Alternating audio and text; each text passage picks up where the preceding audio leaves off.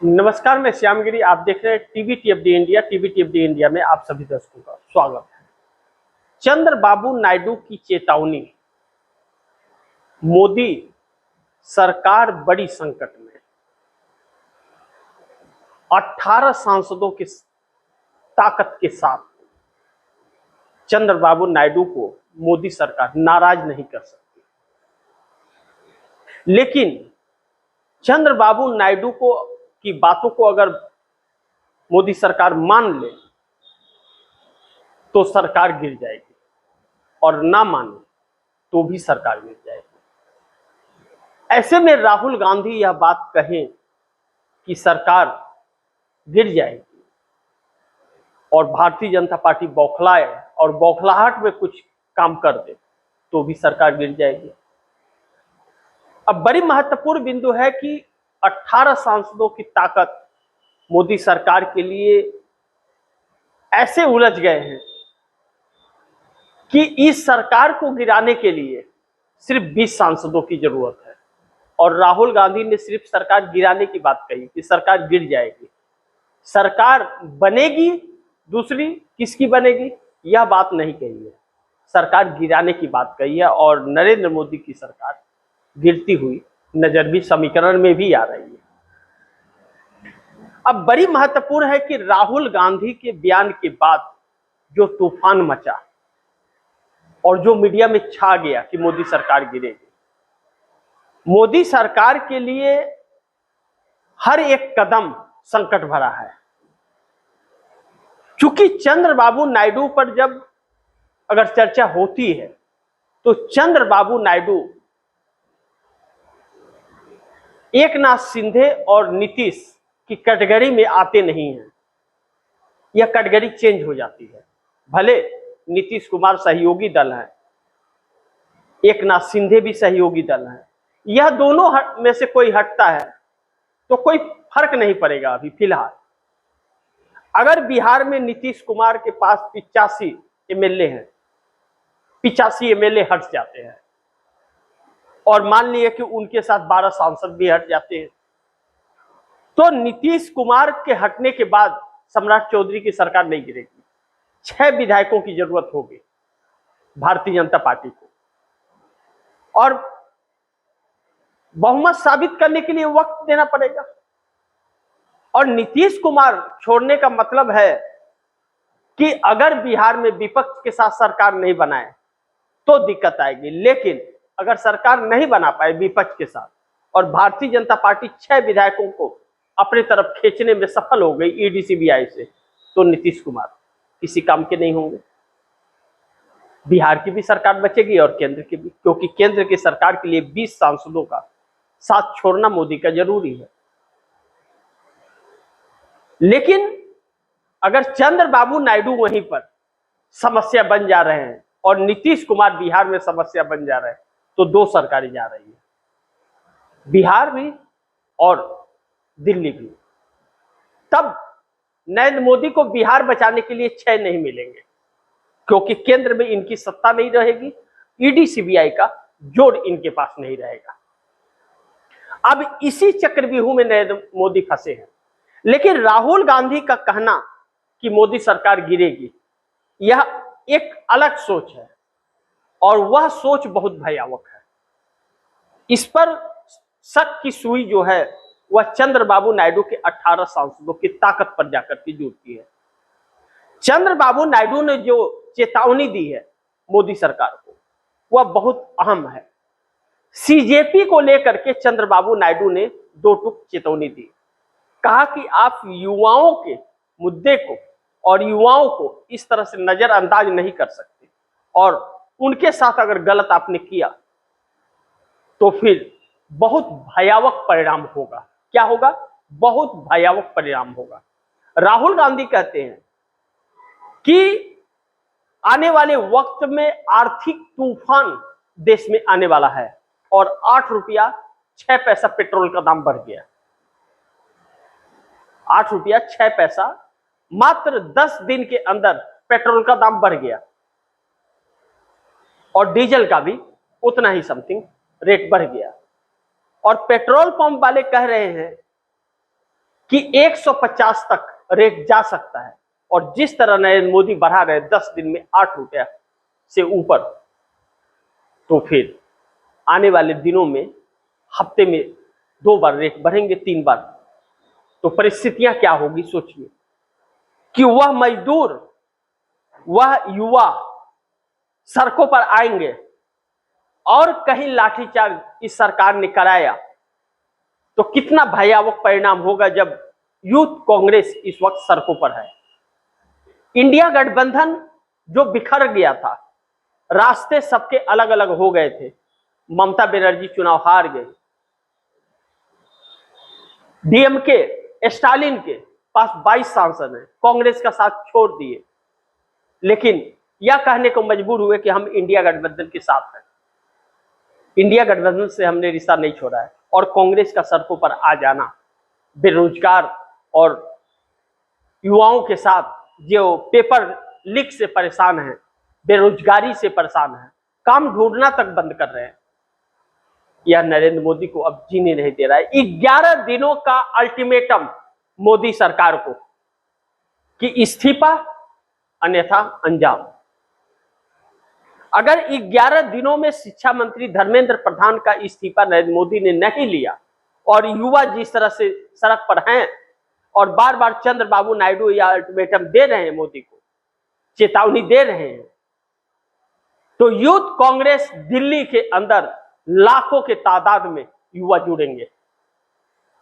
11 दिन के अल्टीमेटम पर अगर मोदी ने धर्मेंद्र प्रधान शिक्षा मंत्री का इस्तीफा नहीं दिया, तो कहीं ऐसा ना हो कि धर्मेंद्र प्रधान मोदी के इस्तीफा का कारण बन जाए, मोदी सरकार गिरने का कारण बन जाए। अब राहुल गांधी की बातों को और चंद्रबाबू नायडू की बातों को जरा सा उसे मिला लीजिए। राहुल गांधी ने कहा कि आर्थिक तूफान आने वाला है और युवा सड़क पर आ गए हैं अपनी मांग को लेकर के। यह महंगाई का, बेरोजगारी का और पेपर लीक का मुद्दा जो है वह ऐसे लोगों का है कि जो 20 साल से लेकर के और 40 साल के अंदर का, यानी कि इसे आप जेनजी नाम दे सकते हैं, जेनजी का है। तो यह जेनजी को क्या कहा हमारे देश के chief justice of India Suryakant ने? काकरोच और परजीवी। इसी को लेकर के सीजीपी, काकरोच जनता पार्टी उत्पन्न हो गई। हालांकि उसकी अलग अलग बातें हैं, अलग अलग विश्लेषण है, वह उन बातों पर ना जाए, लेकिन उससे जो भाव निकला देश का वह यह निकला कि इस देश के युवा परेशान हैं और बहुत ही आक्रोशित हैं।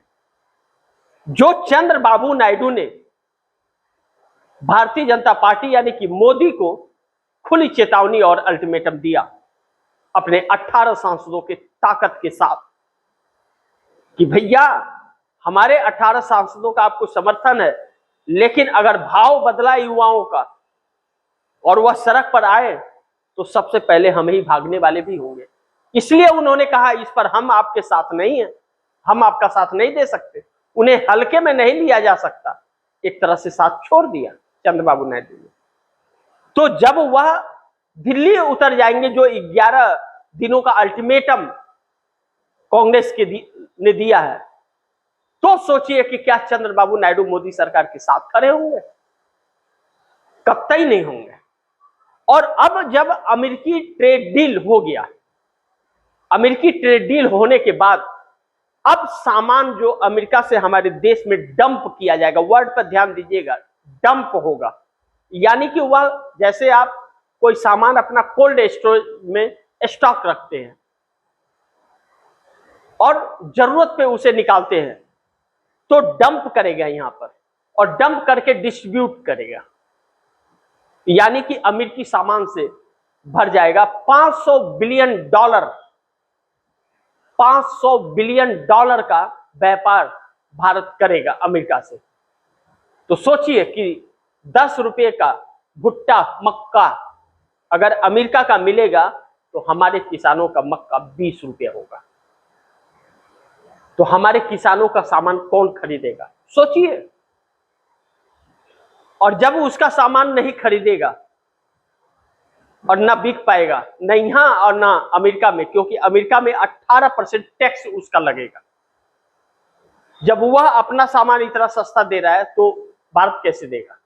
इसका यहाँ का सामान कौन खरीदता है? तो वह भी बंद हो, व्यापार भी बंद होगा। ऐसे में इसका प्रभाव चंद्रबाबू नायडू को भी पड़ेगा, क्योंकि चंद्रबाबू नायडू को भी किसान चंद्रबाबू नायडू पर दबाव और प्रेशर डालेंगे। तो ऐसे में वह किसान सड़क पर आने की तैयारी में है और कुछ आ चुके हैं। कांग्रेस ने उसका फुल सपोर्ट किया। पिछले दिनों आप दर्शकों ने देखा, पार्लियामेंट परिसर के अंदर राहुल गांधी ने अपने दफ्तर में बुला करके सबसे बात की थी। जिस किसान को दिल्ली आने से मोदी सरकार रोक रही थी और अरविंद केजरीवाल की सरकार पंजाब में रोक रही थी, उस किसान को पार्लियामेंट के अंदर तक राहुल गांधी ने ला दिया।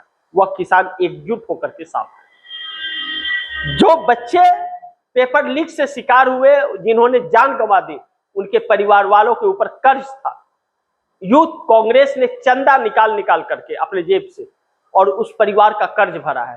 राजस्थान का यह वाकया है। जब राहुल गांधी से बात हुई तो राहुल गांधी ने आश्वासन दिया, हम जरूर आपके साथ जो भी मदद हो पाएगा हम करेंगे। कांग्रेस सत्ता में नहीं है, राजस्थान में भी और केंद्र में भी भाजपा की सत्ता है, और दोनों जगह कांग्रेस विपक्ष में है। जो काम प्रधानमंत्री का चाहिए वह इस देश का लीडर ऑफ अपोजिशन कर रहा है। जिन युवाओं की सुननी इस सरकार को चाहिए, जिसके वजह से सत्ता आई थी, उन युवाओं के साथ कांग्रेस को खड़ा होना पड़ रहा है, जबकि इस सरकार को होना चाहिए। उन मजदूरों को धोखा दिया जा रहा है। मनरेगा बंद करके जी राम जी लाया गया, उसके अलग अलग फंडे, न तो पैसे होंगे और न वह योजना चलेगी, क्योंकि उसमें 60% केंद्र सरकार और 40% राज्य की सरकार है। और मनरेगा में 90% केंद्र की सरकार को देना पड़ता था। गारंटी था इतना दिन काम देना ही पड़ेगा, और इसमें कोई गारंटी नहीं है। पैसे होंगे तो काम कराएंगे, नहीं होगा तो नहीं कराएंगे। तो वह मजदूर भी नाराज है। ऐसे में चंद्रबाबू नायडू बहुत दिन तक मोदी सरकार के साथ नहीं रह सकते। जैसा 11 दिनों का अल्टीमेटम यूथ कांग्रेस ने दिया है मोदी सरकार को धर्मेंद्र प्रधान के इस्तीफे को लेकर, अब 11 दिन का वह अल्टीमेटम पूरा होते ही मोदी सरकार की उल्टी गिनती शुरू हो जाएगी।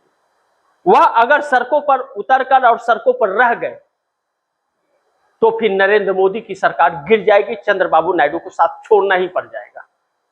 और अमेरिकी ट्रेड डील को लेकर के किसान आक्रामक अगर हो गए, जो होना निश्चित माना जा रहा है, तो 3 कृषि कानून नहीं है यह कि मोदी लोकसभा और राज्यसभा के अंदर बिल को वापस ले लेंगे मांग पर। यह ट्रेड डील मोदी वापस नहीं ले सकते, और वापस नहीं ले सकते तो सरकार बच नहीं सकती, सरकार गिर जाएगी।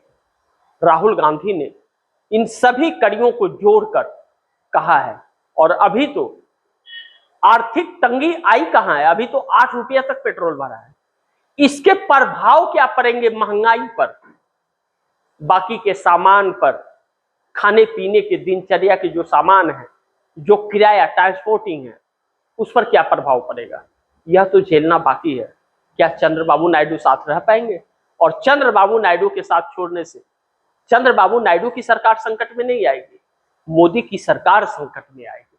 18 सांसदों की उनकी ताकत नरेंद्र मोदी को एक चेतावनी दे रही है चंद्रबाबू नायडू की कि समझ जाओ अभी भी वक्त है, अन्यथा सबसे पहले छोड़ने वाला टीडीपी चंद्रबाबू नायडू होंगे।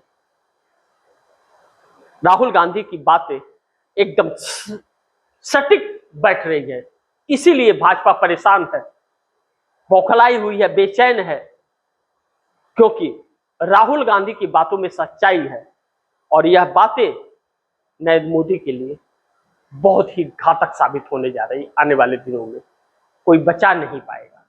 देखते हैं, थोड़ा इंतजार करते हैं क्या होता है। जो भी होगा खबरें आप दर्शकों तक लाते रहूंगा। आप दर्शकों की क्या राय है, क्या सुझाव है, कमेंट बॉक्स में जरूर दीजिएगा। इस खबर को ज्यादा से ज्यादा शेयर कीजिएगा, अपने दोस्तों को भी कहिएगा आगे शेयर करें। और आपने टीवी टीएफडी इंडिया को सब्सक्राइब नहीं किया, सब्सक्राइब कर लीजिएगा, अपने दोस्तों को भी कहिएगा सब्सक्राइब करें। मिलते हैं अगली खबर के साथ, तब तक के लिए नमस्कार।